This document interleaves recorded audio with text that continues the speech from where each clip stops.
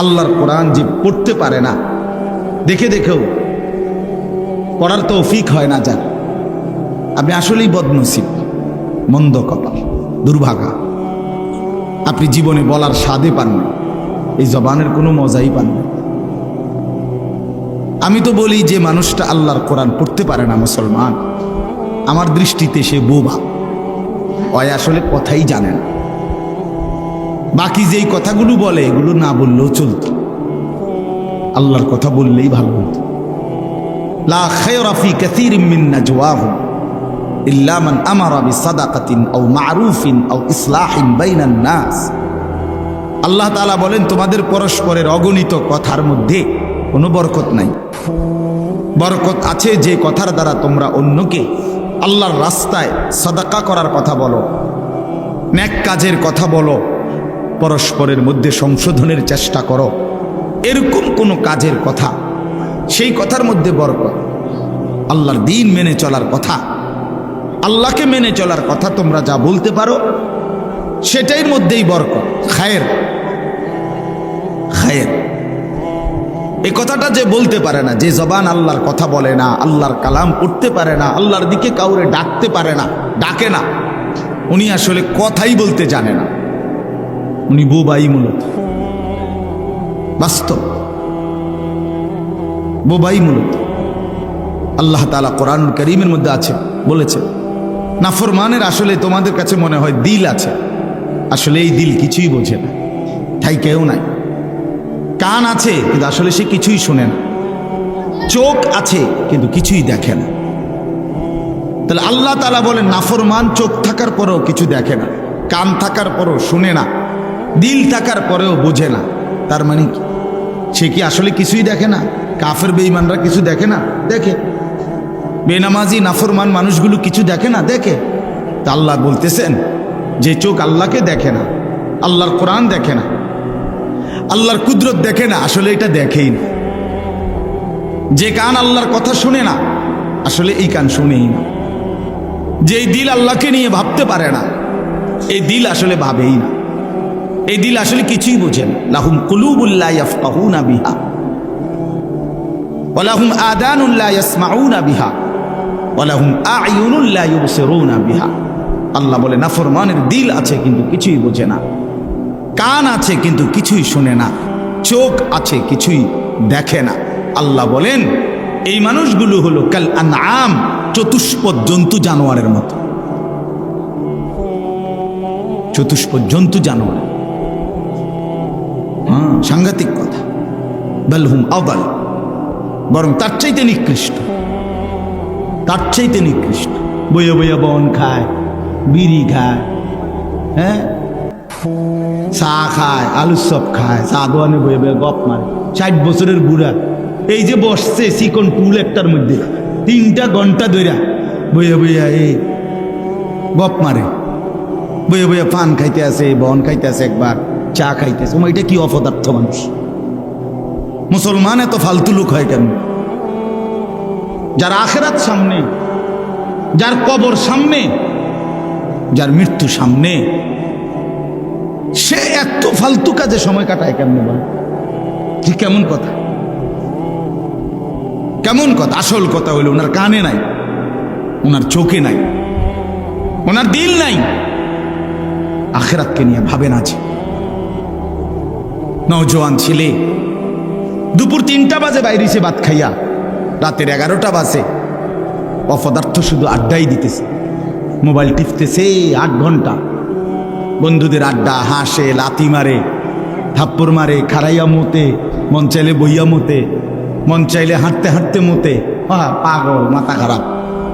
কেন আসছে, কোত্থেকে আসছে, কে পাঠাইলো, কেন পাঠাইলো, কই আসলাম আমি, কিচ্ছু জানে না। মনে যা চায় তাই, আমার যখন যা মন চায় তাই। আল্লাহর কসম, কোরআন কারীম আল্লাহ বলছে যখন যা মন চায় সেই মতে যে চলে, আল্লাহ বলেন সে আর কিছু নয়, শুধুই জানোয়ার।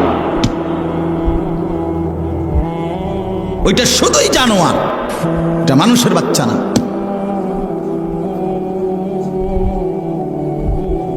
মুসলমান মনের ইচ্ছা মতো চলতে পারে না। যদি সে মনে করে আমি মুসলমান, তার জীবন হবে নিয়ন্ত্রিত। মুসলমান মানেই যার শৃঙ্খলার জীবন, মুসলমান যে যার বলেই তাকে যে মন মতো চলতে পারে না।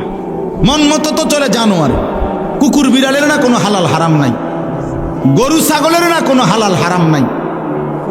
মুসলমানের জন্য হালাল হারাম, ইমানদারের জন্য জায়েজ না জায়েজ বেছে চলতে হবে। আল্লাহ পাক যেটা অনুমতি দিয়েছেন সেটাই করতে পারবে, যেটা অনুমতি দেন নাই তা ছাড়তে হবে।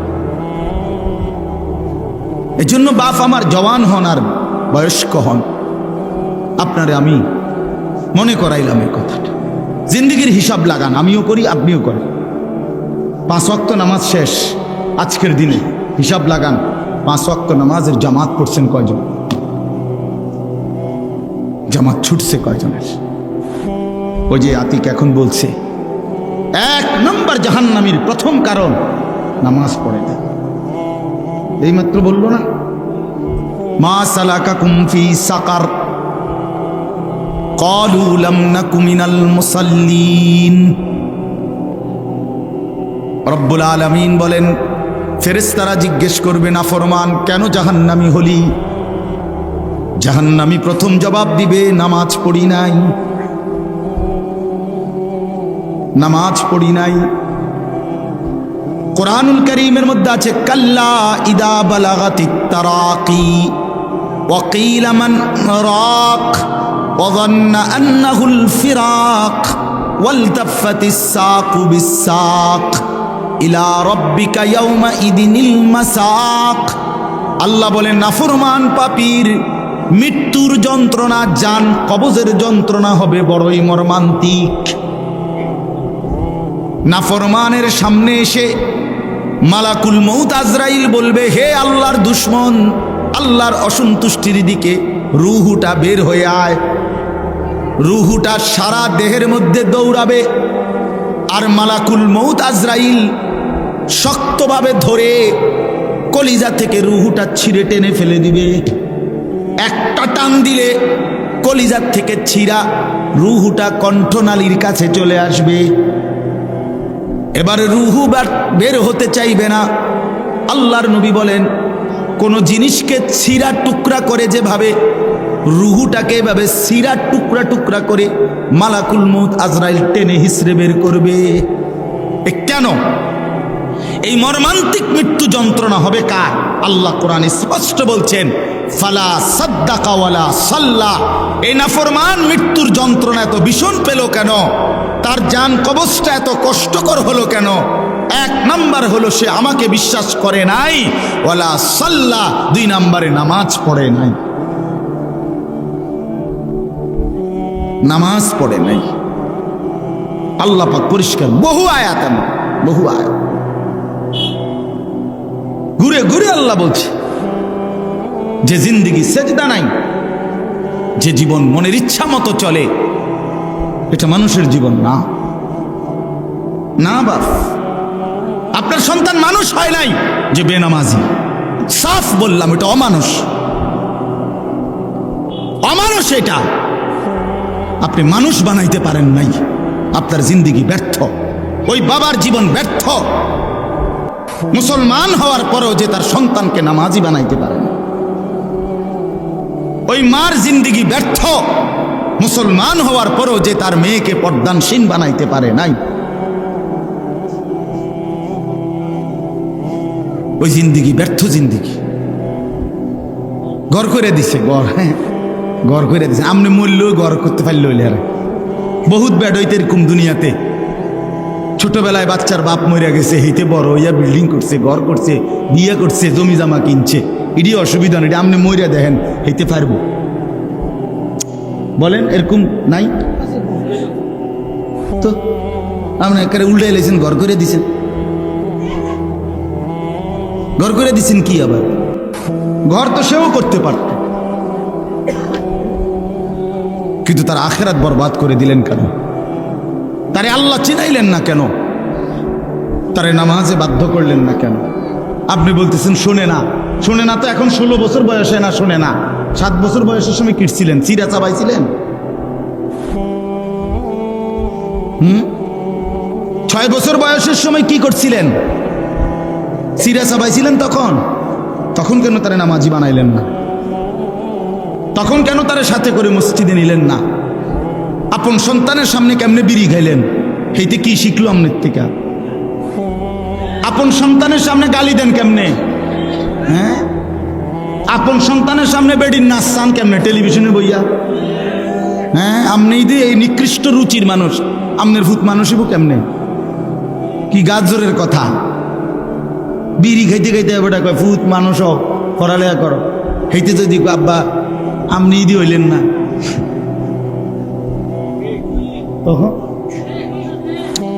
তখন কি হবে জবাব? আপনি ইদি হইলেন না। এজন্য বাপ আমার, বন্ধু আমার, জিন্দিগির কদর করেন, হায়াতের কদর করেন। প্রতি সেকেন্ড, প্রতি সময়, প্রতি ঘন্টা, প্রতি মিনিট আর আসবে না, আর আসবে না। প্রতিটা সেকেন্ড আর আসবে না, আর আসবে না। এই যে 17ই অক্টোবর 2024 রোজ বৃহস্পতিবার, ঠিক এই শিরোনাম পৃথিবীতে আর কোনোদিন হবে না। হবে আগামী বছর 17ই অক্টোবর আসবে, সেটা তো 2025 সাল। আগামী সপ্তাহে বৃহস্পতিবার হবে, কিন্তু সেটা তো 17 তারিখ না, 24 তারিখ। কথা বলেন, 17ই অক্টোবর 2024 রোজ বৃহস্পতিবার আর কোনোদিন হবে? আর কোনোদিন, কোনো ঘন্টা আর ফিরে আসে না, কোনো মিনিট, সেকেন্ড, মুহূর্ত আর ফিরে আসে না। যা চলে যায় তা চলেই যায়। ইমাম শাফিঈ রাহমাতুল্লাহ আলাইহি একজন জগৎ বিখ্যাত মুজতাহিদ ইমাম ছিলেন। 4 মাযহাবের একজন ইমাম, হানাফি, শাফিঈ, মালিকি, হাম্বলি, এই শাফিঈ।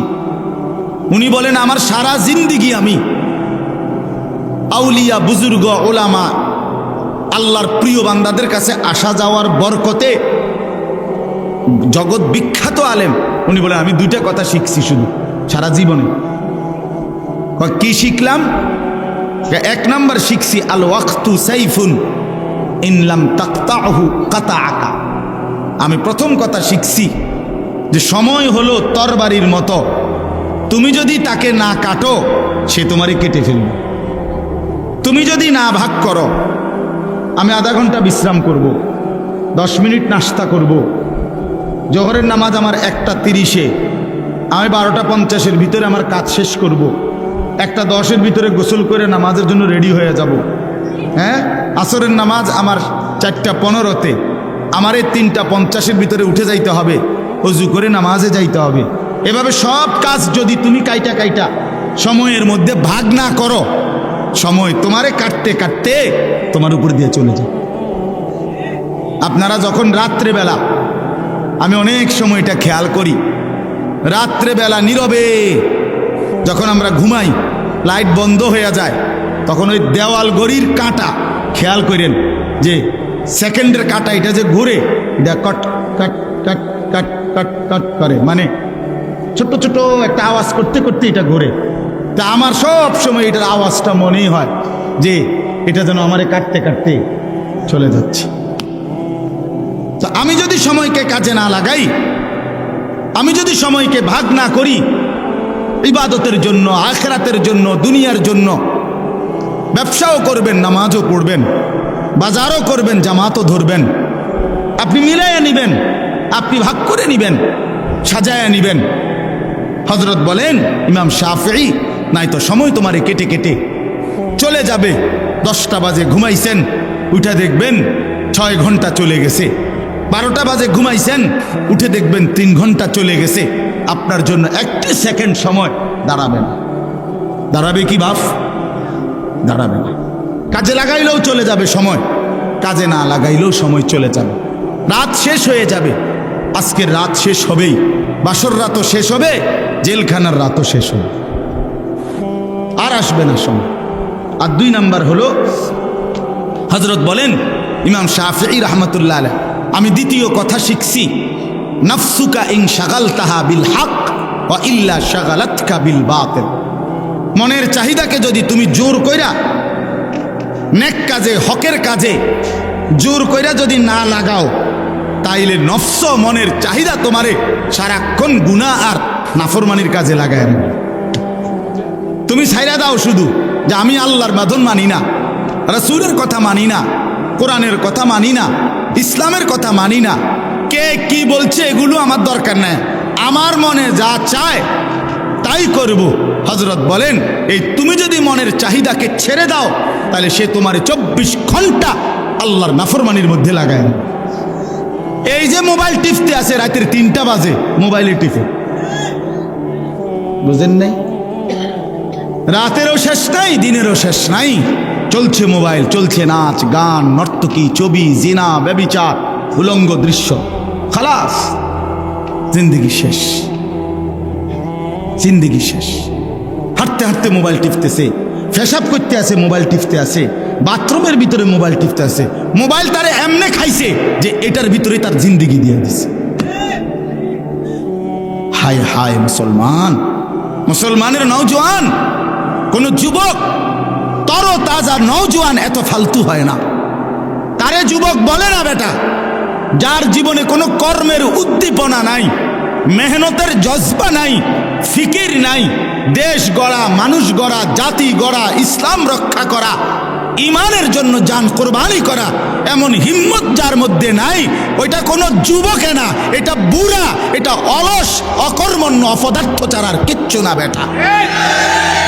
24 ঘন্টা শুধু তোর বেডি ছাড়া, নারী ছাড়া, নর্তকী ছাড়া, জিনা ব্যভিচার ছাড়া, উলঙ্গ দৃশ্য দেখা ছাড়া রাত কাটে না, দিন কাটে না। তুই একটা পচা গন্ধা মরা লাশ ছাড়া আর কিচ্ছু না বেটা তুই।